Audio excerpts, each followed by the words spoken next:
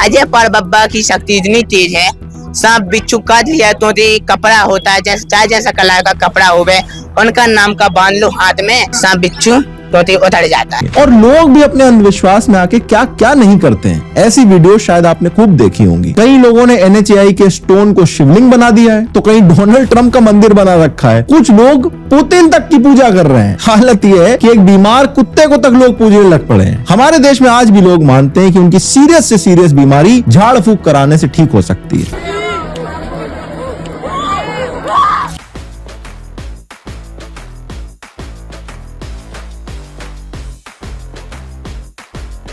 जैसे साईं बाबा सबको बोलते थे कि सबका मालिक एक है, और उनकी अभी बहुत बड़ी मूर्ति बनती है, और उसके बाद अभी उनकी कहीं इंग्लैंड भी उनका कोई पादुका जाती है। और उनके बाद अभी एक शख्स भी बीच में था कि जो अभी गुजर गया, वो बोलता था कि मैं साईं का दूसरा अवतार हूँ। तो आप उसके बारे में कुछ बता सकते हैं? और वो चमत्कार करते थे कि उबले हुए पानी में हाथ डालते थे या फिर बीमार आदमी को ठीक करते थे, ये सही था कि गलत था? भाई साहब ने एक सवाल पूछा है कि साईं बाबा कहते थे कि भगवान एक है, ईश्वर एक है, और वो चमत्कार करते थे, और लोगों ने साईं बाबा की मूर्ति बना दी, और वो उबलते हुए पानी में हाथ डालते थे। कैसा? भाई साहब, इसे कहते हैं मैजिक। मैजिक मतलब चमत्कार नहीं, ये मैजिक एक टेक्निक है जिसके जरिए आप ऐसी चीज कर सकते हैं जो अपनी आंखों से नजर आता है कि चमत्कार है। एक होता है मिरेकल, चमत्कार, जो पैगंबर करते थे। अभी पैगंबर का आने का सिलसिला बंद हो गया। कुरान में लिखा है सूरह आज़ाब में सूरह 33 आयत नंबर 40 कि मोहम्मद सल्लल्लाहु अलैहि वसल्लम आखिरी पैगंबर है। इसके बाद अगर कोई कहता है कि मैं पैगंबर हूं, उसे साइकेट्रिस्ट की जरूरत है। किसकी जरूरत? साइकेट्रिस्ट की। पैगंबर का सिलसिला खत्म हो गया। लेकिन मैजिक, जब मैं स्कूल में था मैं भी मैजिक करता था। मैं क्या करता था? आठानी लेता था, सबको दिखाता था, रुमाल में डालता था, पानी के ग्लास में डालता था, रुमाल निकालता था, आठानी गायब। लोग समझते थे मैं चमत्कार करता हूं। इसे कहते हाथ की सफाई। हाथ की सफाई आसान है। मैं आठानी दिखाता था लोग को, इधर रहती थी मेरी कांच की गोल आठानी के साइज की कांच का टुकड़ा था, दिखाता था, रुमाल के अंदर अठन्नी से बदलता था वो कांच का टुकड़ा, टिंग टिंग आवाज आती थी, रुमाल को निकाल देता था, अठन्नी गायब। फिर आपके कान से अठन्नी निकालूंगा मैं। लोग बोले अरे चमत्कार, ये हाथ की सफाई है, इसे बोलते मैजिक ट्रिक्स। ये कोई भी कर सकता है, कुछ बड़ी बात नहीं। आप इंसान को दो टुकड़े में काटो, वापिस जोड़ो, ये हाथ की सफाई है, कोई चमत्कार नहीं है। एक मिसाल देता हूं, पीसी सरकार, नाम सुना? पीसी सरकार जो बहुत बड़ा मैजिशियन था, वो साईं बाबा के पास गए। साईं बाबा क्या करते थे? चमचे को मोड़ते थे। उनने चमचे को सीधा कर दिया।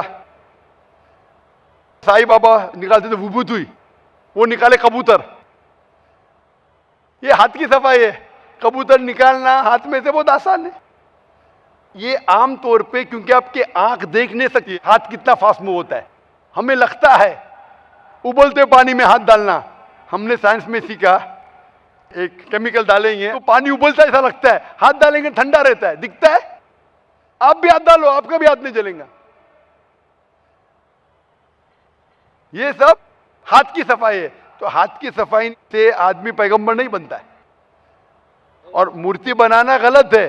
साईं बाबा की मूर्ति बनाना है ईसा अलैहिस्सलाम की। ईसा अलैहिस्सलाम अल्लाह के पैगंबर थे, उनने कहा मूर्ति पूजा गलत है, फिर भी ईसाई लोग मूर्ति बनाते।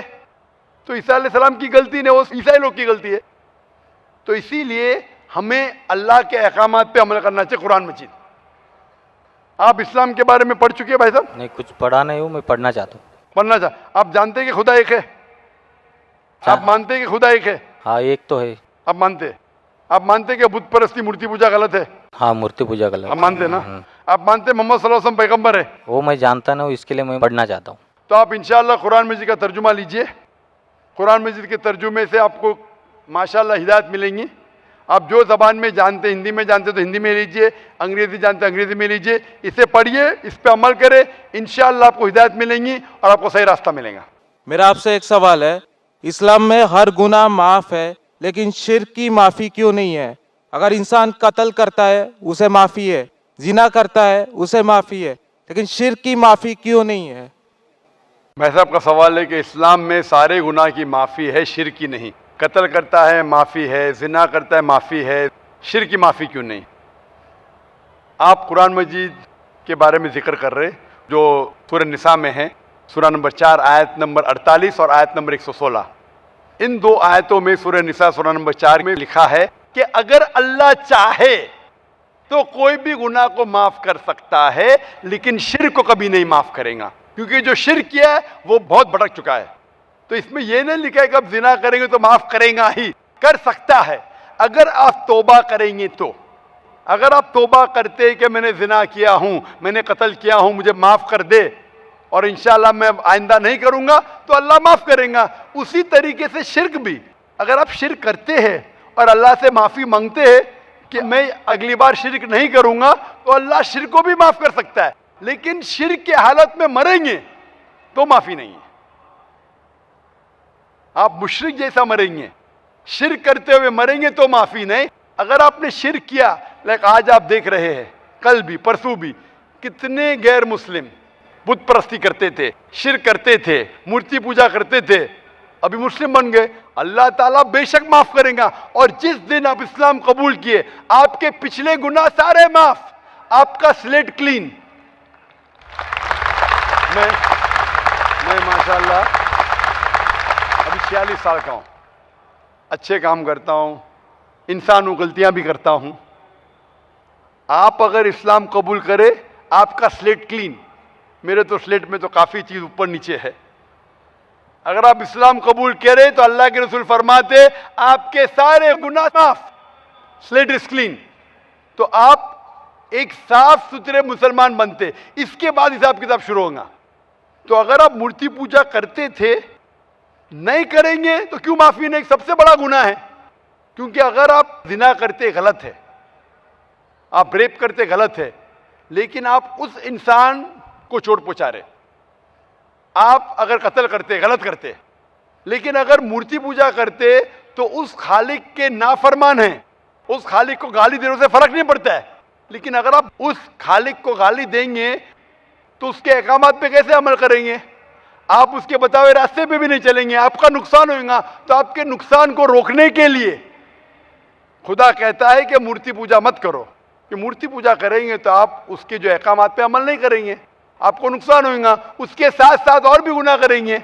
इसीलिए मूर्ति पूजा करने वाला सबसे ज्यादा बहका हुआ इंसान है। लेकिन अगर आप गलती के लिए माफी मांगते हैं और कहेंगे कि अगली बार नहीं करेंगे, तो अल्लाह ताला आपको माफ करेगा। मैं पूछना चाहता हूं, आप मूर्ति पूजा में मानते हैं भाई साहब? जी मानते हैं। क्यों, आपको लगता नहीं गलत है? आप क्या हिंदू है? जी आपके मजहबी किताब में लिखा है, छंदों के उपनिषद में चैप्टर नंबर 6 अध्याय नंबर 2 श्लोक नंबर 1, एकम अद्वितीयम, खुदा एक है, उसके अलावा कोई नहीं है। लिखा है श्वेताश्वेतार उपनिषद में अध्याय नंबर 6 मंत्र नंबर 9, नाचस्य कस्य जनिता न चदीपा, उस ईश्वर, उस भगवान का कोई रब नहीं, उसके कोई वालदेन नहीं। लिखा है श्वेताश्वेता उपनिषद में चैप्टर नंबर 4 मंत्र नंबर 19 में, न तस्य प्रतिमा अस्ति, उस ईश्वर, उस भगवान की कोई प्रतिमा नहीं, कोई अक्ष नहीं, कोई पिक्चर नहीं, कोई पेंटिंग नहीं, कोई फोटोग्राफ नहीं, कोई मूर्ति नहीं, कोई बुत नहीं। लिखा है यजुर्वेद में चैप्टर नंबर 32 वर्ष नंबर 3 में मंत्र नंबर 3 में, न तस्य प्रतिमा अस्ति, उस ईश्वर, उस भगवान की कोई प्रतिमा नहीं, कोई अक्ष नहीं, कोई पिक्चर नहीं, कोई पेंटिंग नहीं, कोई फोटोग्राफ नहीं, कोई बुत नहीं, कोई मूर्ति नहीं। तो साफ तौर पे कई जगह आप हिंदू की मजहबी किताब में लिखा है कि मूर्ति पूजा गलत है, तो क्यों आप मूर्ति पूजा करते? भाई साहब जी, इस बारे में मुझे सही तालीम नहीं है, मुझे थोड़ा वक्त चाहिए। मैं इतने हवाले दे रहा हूं कि आपको लगता है कि मैं फेंकते जा रहा हूं, हवाले के हवाले दे रहा हूं, आप नोट कीजिए। जी आप लाइब्रेरी में जाइए, आपको वेद नहीं मिलता है तो हमारी लाइब्रेरी में जाओ, इस्लामिक रिसर्च फाउंडेशन। हमारे इस्लामिक रिसर्च फाउंडेशन में आपको वेद का तर्जुमा मिलेगा, महाभारत का तर्जुमा मिलेगा, भगवत गीता के कम से कम 30 तर्जुमे मिलेंगे। बाइबल मिलेगा, बाइबल का तर्जुमा मिलेगा, कुरान का तर्जुमा मिलेगा, हदीस का तर्जुमा मिलेगा। मैं नहीं जानता हूं कहीं भी हिंदुस्तान में इतने मजहबी किताब का तर्जुमा मौजूद है। इस्लामिक रिसर्च फाउंडेशन में फ्री लाइब्रेरी, एयर कंडीशन में बैठो, फ्री पढ़ो। इंशाअल्लाह आपको चाय पानी भी दूंगा मैं। चाय पानी रिश्वत नहीं है, तो क्या आप ठंडे दिमाग से, कभी ठंडा दूंगा कभी चाय पानी, तो आप अच्छे दिमाग से रिसर्च कीजिए। हमारे पास कंप्यूटर सॉफ्टवेयर है। आप क्या जानना चाहते हैं वेद के ऊपर, बटन दबाओ मिलेगा आपको। किधर लिखा है मूर्ति पूजा हराम है, बटन दबाओ कंप्यूटर में निकलेगा बाहर। वेद के कंप्यूटर सॉफ्टवेयर है, बाइबल के कंप्यूटर सॉफ्टवेयर है, कुरान के कंप्यूटर सॉफ्टवेयर है, हदीस के। तो मैं आपसे दरखास्त करता हूं कि आप रिसर्च कीजिए कि खुदा एक है, रिसर्च कीजिए कि मूर्ति पूजा गलत है, रिसर्च कीजिए कि आखिरी पैगंबर मोहम्मद सल्लल्लाहु अलैहि वसल्लम है। और मैं दुआ करता हूं कि आपको हक जल्दी मिलेंगे ताकि आप इस दुनिया और आखिरत में सफलता पाए। डॉक्टर साहब, सबसे पहले मैं आपको प्रणाम करना चाहता हूं कि आप इस्लाम को इतने प्रैक्टिकल तरीके से और प्रॉपर तरीके से इस्लाम जो आवाम है उसमें उसकी अवेयरनेस फैला रहे हैं। इसके लिए सबसे पहले मैं आपको प्रणाम करना चाहूँगा तहे दिल से। सवाल मेरा ये है कि मैं एज इंडिविजुअल मैं सोचता हूँ कि जब से मैं पैदा हुआ हूँ और मैं ब्राह्मण कुल में पैदा हुआ, हिंदू में पैदा हुआ हूँ और मैं नॉन वेज खाता हूँ, मेरे पिताजी के द्वारा मतलब बाय बर्थ चला आ रहा है, but my soul is not always accepting this act of like जो गोश्त खाना है। जैसे आपने अभी अपने नॉर्मल सवालों में भी बताया कि गोश्त खाना कितना ठीक है कितना नहीं ठीक है, लेकिन my soul is not accepting कि ये गलत है। हम अपने बच्चों को जरा चोट लगती है तो हम उनके लिए क्या क्या नहीं करते हैं, कितना दर्द होता है, कितना पश्चाताप करते हैं, लेकिन हिंदुओं में भी कुर्बानी होती है। हाँ, और उनमें ऐसा क्यों नहीं होता, हम ऐसे जस्टिफाई क्यों नहीं कर पाते हैं? भाई साहब कहना चाहते हैं कि उन्हें तकरीर सुनी है और मैं तकरीर से मुतासिर हुए कि मैं इस्लाम को प्रैक्टिकल वे में समझाता हूँ और सही तरीके से।